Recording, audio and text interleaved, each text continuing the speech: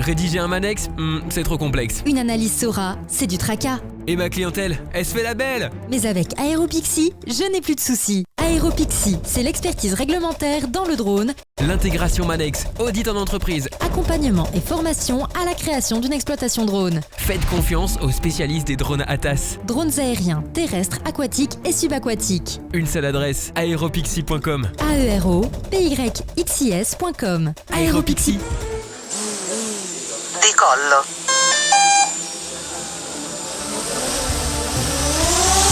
Fréquence Drone, la première web radio francophone dédiée aux télépilotes et acteurs des filières drones aériens, terrestres, aquatiques et subaquatiques. Interview. Fréquence Drone.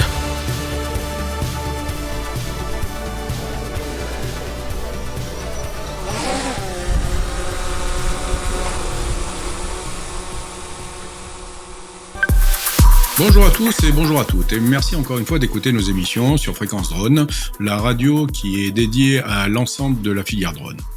Alors aujourd'hui, nous allons vous raconter l'histoire d'un fils de viticulteur, œnologue de profession, qui s'est lancé dans un pari fou de tout plaquer et de monter sa propre société dans le domaine du drone pour traiter les cultures contre la pyrale du maïs à base de trichogramme. Nous recevons aujourd'hui Arnaud Solaire de la société Aérovision. Bonjour Arnaud. Bonjour Thierry. Arnaud, tu es spécialiste du travail aérien agricole, c'est bien ça ? C'est exact. Qu'est-ce qui t'a conduit à te lancer dans l'activité drone ? Alors l'histoire est pas forcément cousue de fil blanc, mais en fait je travaillais, mon dernier emploi avant de travailler dans le domaine du drone, j'étais travaillais en tant que chef de projet dans un laboratoire de certification de produits phytosanitaires. Donc voilà, on faisait des essais pour la certification. J'en ai un petit peu eu marre d'écrire des rapports pour des sponsors, grosses firmes de phyto, et en même temps, je voyais un petit peu, moi qui suis un petit peu geek et aéromodéliste, je voyais un petit peu l'émanence du drone dans le domaine professionnel. Et notamment, je voyais tout de suite les intérêts que pouvait avoir cette chose-là dans le milieu de l'agriculture. Et donc, j'ai tout plaqué pour me lancer là-dedans. Ah d'accord, t'es parti comme ça à l'aventure, sans pour autant d'avoir fait de business plan au départ ou quoi que ce soit. Tu t'es dit, ok, j'y vais. Alors, je suis assez prévoyant dans le sens où je réfléchis quand même un petit peu à la question avant de tout plaquer. Mais disons que c'était un peu ça. Je suis parti, je me suis dit, je vais me lancer là-dedans et puis je verrai bien. Si c'était pas ça, on reprend les mêmes et on recommence. Mais disons que c'était quelque chose qui pour moi était vraiment évident et je voulais vraiment opérer là-dedans. Alors contre avis de tout mon entourage qui me disait t'es dingue, mais voilà. C'est quand même osé en 2017 de se lancer comme ça dans une technologie qui est somme toute naissante, puisque le drone était surtout orienté pour tout ce qui était captation médiatique, la photo, la vidéo, etc. Mais se lancer dans le travail aérien agricole par drone en 2017, je suis pas certain qu'il y ait eu beaucoup de gens qui aient eu la même idée. Non, alors pour te dire, il y en avait quand même un petit peu, mais c'était très expérimental et moi j'ai l'intérêt d'être frontalier avec l'Allemagne qui ont quelques années d'avance sur nous sur la question. Et donc je voyais mes confrères allemands qui développaient des solutions là-dessus et je me suis dit là il y a quelque chose à importer sur le marché français, quoi. Qu'est-ce que tu as vu chez les Allemands ? Est-ce que tu as vu le concept que tu as développé aujourd'hui, et on va en parler, du largage de trichogramme par drone, ou est-ce que cette notion de largage de trichogramme, elle t'est venue sur d'autres réflexions ? Alors le trichogramme, moi je le connaissais bien depuis le début parce que j'avais fait ma première soutenance de stage au lycée agricole justement sur ça. Donc voilà, c'était dans les années 90, donc c'était il y a quelques années. Donc c'était une petite bestiole que j'affectionnais particulièrement.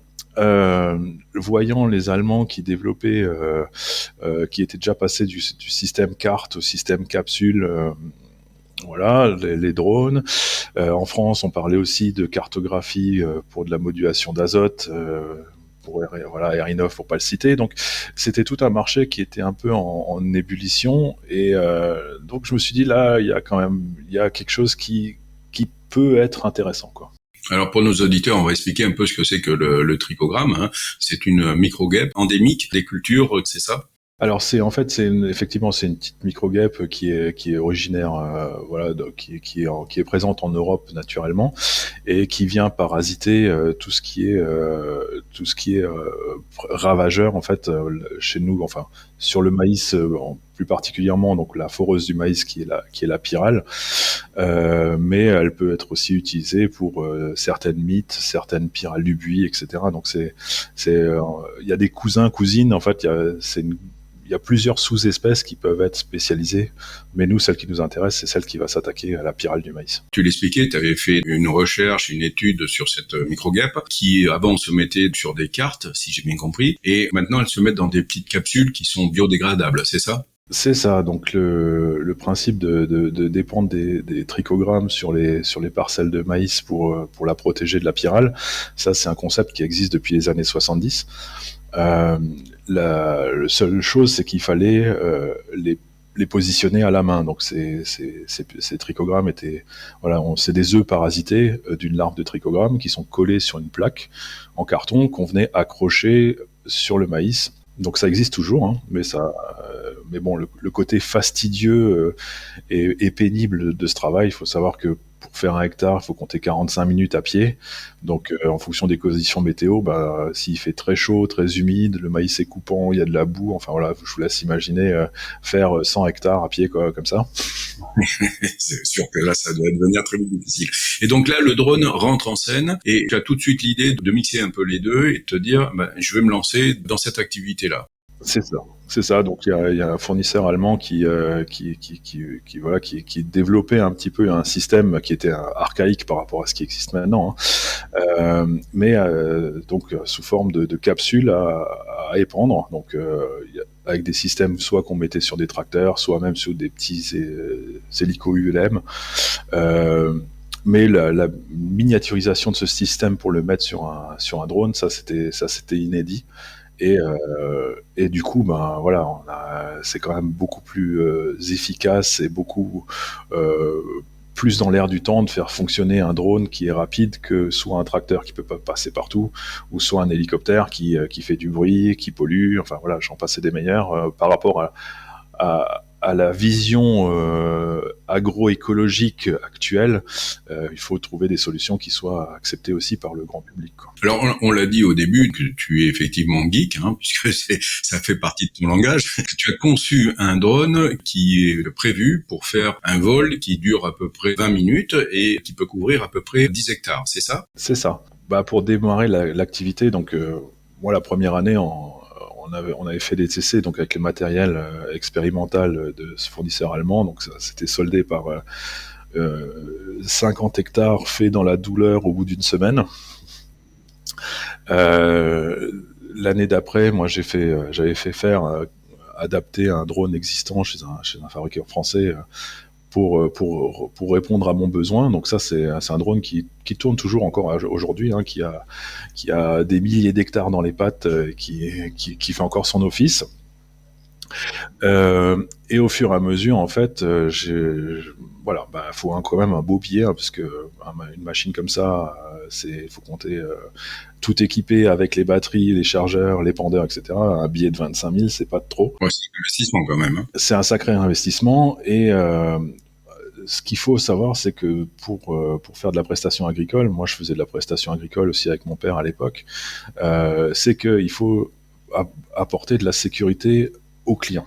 C'est-à-dire que lui, si tu craches le drone, il s'en fout, lui il veut que ça soit fait. Donc il faut tout de suite un deuxième drone de secours. Il faut pouvoir, le trichogramme, on a une fenêtre de tir de quelques jours seulement, puisque c'est du vivant. Donc s'il y a plusieurs hectares, on peut pas être partout en même temps, donc il faut un deuxième pilote. Donc 4 drones, un troisième pilote, 6 drones, un quatrième pilote, 8 drones, etc., etc., etc. Là, mon banquier, il m'a tout de suite mis le haut là, hein. Je peux le comprendre. Donc, faisant un peu d'aéromodélisme et puis étant geek, je me suis dit, je vais les faire moi-même les machines. Hein. Donc, alors le premier modèle, hein, c'était un peu accouché dans la douleur et dans l'urgence. Il a fait son office. Alors on n'était pas sur du 10 hectares 20 minutes, on était plutôt sur du 3-4 hectares. Et on faisait un fail-safe batterie ou un fail-safe radio, ou voilà. Mais c'est ce qu'on appelle une preuve de concept, donc il y a forcément des problèmes. C'est ça. Et puis après, la technologie a tellement évolué ces dernières années qu'en termes de batterie, en termes de radio, en termes de pas mal de choses, la réglementation aussi a évolué. Donc, des drones homologués S2 avec coupure moteur, etc. Ce qui fait qu'aujourd'hui, c'est des machines qui font des milliers d'hectares par an. D'ailleurs, c'est le seuil de rentabilité, hein, c'est en dessous de 750-800 hectares, une machine, c'est pas rentable, hein, donc, alors que le parti pris de les faire moi-même, ça permettait de justement diviser par 5 l'investissement machine, vu que en tant que bon fils d'agriculteur, on sait très bien que les agriculteurs calculent pas leur heure de main d'œuvre. Donc voilà, en fait, ce qu'il y a, c'est que pour le marché agricole est tellement tendu où les prix sont très très tirés. Pour pouvoir être rentable et amortir du matériel, il faut trouver des solutions, sinon en restant dans le commun des mortels, on n'arrive pas soit à se tirer un salaire, soit à amortir le matériel, ou soit on est obligé de proposer une prestation qui n'est pas intéressante pour le client final, quoi. Le gros concurrent de ça, c'est le traitement phytosanitaire. C'est-à-dire que si l'agriculteur il doit mettre 5 € de plus pour faire du vert, enfin du traitement vert, il va se dire ouais non ça, moi derrière je peux pas, je perds ma marge, donc je vais faire du phyto et je vais pas faire de drone. Oui, tout à fait. On peut rappeler que les agriculteurs, ça se calcule en centimes par hectare et non pas en milliers d'euros comme dans d'autres industries. C'est ça. Alors, tu as conçu ce drone, et ensuite, tu avais des clients qui ont commencé à être intéressés, et même beaucoup de clients, si j'ai bien compris, parce que la première année, tu disais, tu as fait 50 hectares, puis 600, puis c'est passé à 3000, 8000, 10 000, t'arrêtes plus, dis-moi. Alors bon, ça s'est fait aussi à coup de gros investissements et de gros sacrifices, hein. Après, dans le milieu agricole, moi, j'avais quand même quelques entrées, puisque je suis issu du milieu agricole, je travaillais là-dedans, etc. Donc ça m'a permis de pouvoir ouvrir certaines portes qui sont difficiles à ouvrir. Voilà, j'ai un profil paysan, hein, donc je suis pas une start-up, j'arrive pas en costard cravate à vendre une solution miracle. Moi, j'ai un profil entreprise de travaux agricoles. J'ai dû faire mes preuves. J'en ai bavé pour faire mes preuves, hein, mais au fur et à mesure, le radio agricole, ça fonctionne bien. Donc c'est surtout par bouche à oreille et voilà, je montre ce que je sais faire. J'ai réussi à montrer ce que je sais faire. J'ai toute légitimité de faire ce que je fais. J'apporte les solutions et la sécurité pour le faire dans le temps imparti et du mieux possible. Ce qui me permet de justement rentrer dans certaines boutiques qui me font entièrement confiance et qui n'hésitent pas à faire appel à moi et mes pilotes. Effectivement, il y a de plus en plus d'hectares qui sont aujourd'hui traités avec cette micro-guêpe dans le maïs, mais et pour faire tout ceci, il te faut quand même des personnes, donc il te faut quand même un petit coup de main. Tu peux pas les faire à tout seul. Je veux dire, humainement, c'est pas faisable. Donc tu as développé un réseau de partenaires, si j'ai bien compris, qui utilisent tes drones. En fait, tu leur mets à disposition et tu formes ces personnes pour qu'elles puissent faire ces prestations. C'est bien ça? Oui, c'est exact. En fait, pour ça, si tu veux, c'est tellement spécifique que supporter un investissement, faire supporter un investissement d'une machine qui pourrait coûter jusqu'à 25 000 € avec les batteries et tout ça, parce que chaque pilote a une vingtaine de batteries, hein, c'est des parpaings, les batteries c'est des 6S 16 000 mAh, plus les chargeurs, donc les glacières, le drone de secours, enfin tout ce qui va. Enfin, je peux pas demander à un pilote d'investir des sommes très élevées pour un travail finalement qui ne dure que 2-3 semaines par an. Oui, c'est ça. Ça fait un gros investissement pour peu d'activités. Surtout c'est du spécial. Voilà, donc en fait le truc c'est que le fait de développer mes propres machines et faire mon propre SAV, etc., ça m'a permis forcément de réduire les coûts d'investissement, d'assurer aussi le SAV, d'assumer le SAV, on va dire, parce que il n'y a pas un drone qui se crache pas chaque semaine, hein. Donc voilà, la durée de vie des drones c'est maximum 10 jours. donc voilà. Et surtout, il faut pouvoir intervenir rapidement. Le trichogramme, en fait, on se base sur des vols de pyrales, des papillons, hein, qui vont pondre des œufs, et nous, on va venir intervenir avec les trichogrammes lors de cette ponte des œufs, puisque le trichogramme va venir parasiter les œufs de pyrale. Et donc, en fait, ça dure que quelques jours par secteur géographique. Si on vient une semaine plus tôt ou une semaine plus tard, c'est trop tard. Donc, il faut que par secteur géographique, on puisse intervenir vraiment massivement. Donc, par exemple, en Alsace, à côté de chez moi, où j'ai vraiment beaucoup de surface, on intervient à 5 ou 6 en même temps. Ce qui permet d'avoir un débit de chantier, parce qu'un pilote par jour fait environ, en moyenne entre 75 et 100 hectares, allez, un peu plus si les parcelles sont belles. Si on a 3000 hectares à faire dans la semaine, il y a un moment, il faut, seul, je peux plus, quoi. Oui, non, mais je le disais tout à l'heure en blaguant, mais c'est vrai que faire 10 000 hectares, ça commence à faire beaucoup, donc ça veut dire que tu peux pas les faire tout seul, surtout si c'est concentré sur combien, 3 semaines, c'est ça, 3-4 semaines? 3-4 semaines, ouais, voilà. Ça, c'est, en fait, on a plusieurs générations, je veux pas trop rentrer dans les détails agronomiques, mais on a plusieurs générations qui divisent la France en partie nord, partie sud. Disons qu'il y en a une grosse partie, on a un gros premier volet dans la partie nord, et après tout le monde descend dans le sud pour faire la partie sud. Donc là, on a en jeu, grosso modo, une semaine, 10 jours de battement, mais oui, par période, c'est 3 semaines maximum, quoi. Plus de ça, il faut pas que pendant ces 3 semaines, qu'il y ait trop de conditions climatiques défavorables en plus. Alors du coup, les drones, la première année, enfin 2021, c'était un cauchemar avec la météo. Donc depuis là, les drones sont tropicalisés. C'est marrant, on aurait pensé qu'ils puissent être surtout pour la pluie, mais non. Donc voilà, donc ils sont agriculture proof, on va dire, hein. Donc il faut qu'ils soient résistants à la poussière, les conditions difficiles, être transbahutés dans le coffre d'un pick-up, dans les chemins cabossés, qu'ils puissent travailler sous la pluie, qu'ils puissent travailler sous la chaleur. Enfin voilà, c'est. La question, elle est pas anodine, parce que tu dis tropicalisé, mais je suppose que c'est quelque chose qui doit pouvoir se développer aussi dans les milieux africains, non? Alors, le problème, c'est que chaque macro-organisme doit être spécifique par rapport au prédateur, quoi. On peut pas utiliser n'importe quoi sur n'importe quelle espèce. Au Brésil, ils utilisent ça comme des dingos, hein, puisque en fait toutes les espèces sont résistantes aux produits phytosanitaires, ils les ont tellement utilisés. Donc, eux, ils ont plus de choix que d'utiliser ce type de solution sur le maïs, sur la canne à sucre, etc. Donc, eux, ils ont développé d'énormes sociétés qui font ça, même par drone, hein. Voilà, ils pourraient le faire autrement, mais vu leur surface, mais ils le font par drone.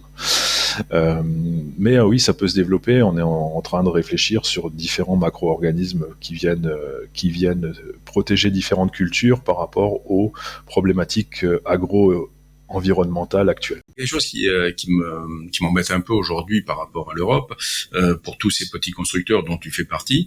Est-ce que tu vas pas être gêné par toute cette réglementation européenne qui est en train de se mettre en place? Parce que faire certifier un drone en C5 ou en C6, puisque tu es en BVLOS, donc ils sont en C6, ça coûte quand même, on l'a vu, entre 80 et 100 000 euros en moyenne pour faire certifier un drone, enfin un type de drone. Ça risque quand même de coûter très cher. Est-ce que tu en auras les moyens? Comment ça va se passer? Une chose est sûre, c'est qu'il va falloir, j'y songe très fortement. Il y a plusieurs façons d'appréhender cette problématique. Soit effectivement je fais certifier mes machines, ça me coûte un billet entre 80 et 100 000 euros. Soit je le fais pas et je trouve un fournisseur de machines. La question c'est si je trouve un fournisseur de machines qui me vend ses machines 25 000 euros, est-ce que j'achète 10 machines à 25 000 euros ou je fais certifier 10 machines pour 100 000 euros? Surtout qu'après, une fois qu'elles sont certifiées, tu peux en faire 50 si tu veux. Ouais, voilà. En fait, moi, j'en fais autant que j'en ai besoin. Je vais pas faire plus de machines que nécessaire. Mais ouais, ça m'embête parce que ça va fortement impacter l'investissement. Mais il y a un moment où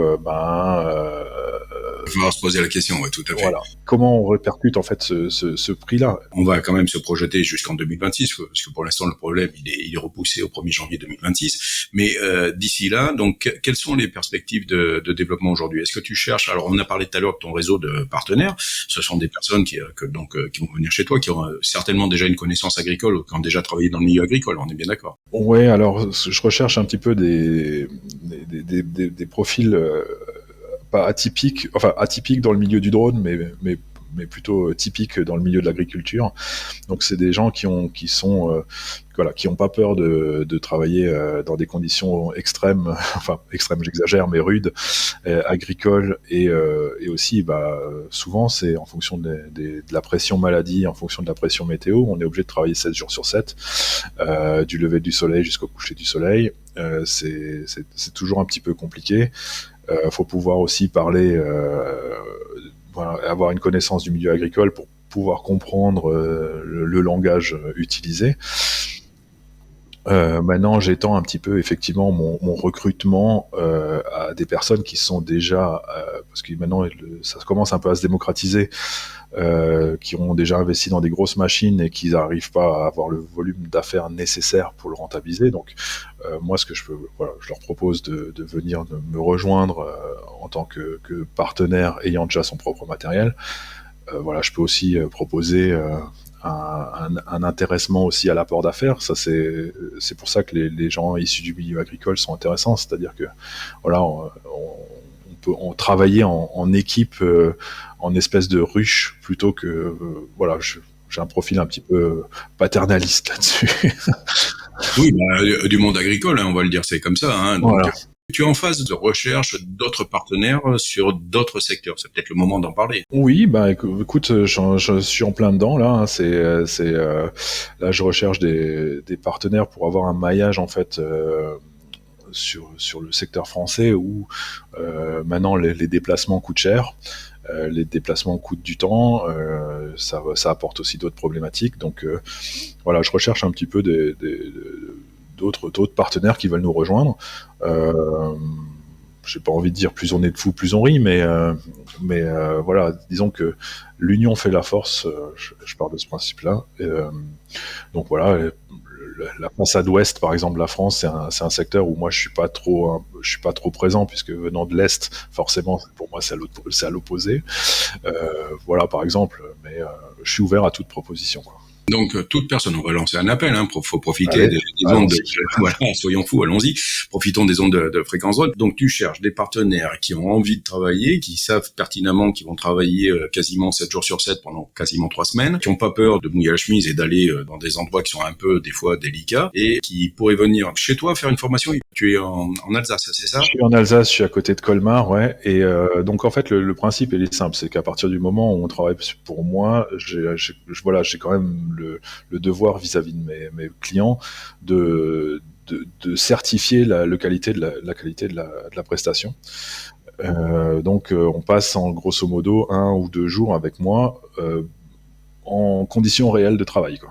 Donc ça, c'est une prestation qu'il faut savoir rajouter aussi dans son activité, de se dire pendant 2 jours, je vais. Alors ce sont à leurs frais, bien sûr, ce sont en général des professionnels indépendants, donc c'est à leurs frais, ils se déplacent, ils viennent chez toi et donc ils font une formation de 2 jours et ensuite ils sont prêts pour partir avec une de tes machines ou 2 machines. Donc voilà, ou si c'est leur propre machine, mais qui veulent se mettre dans le partenariat avec moi, ça en fait partie aussi. Alors souvent les gens n'ont pas forcément moi j'ai pas mal d'expérience par rapport aux différents travaux agricoles, même hors drone, donc où la moindre minute d'optimiser c'est une demi-heure, 1 heure à la fin de la journée, et c'est une journée à la fin de la semaine. Donc là j'ai pas mal d'outils que j'ai créé, notamment une web application qui me sert à manager la flotte et les clients.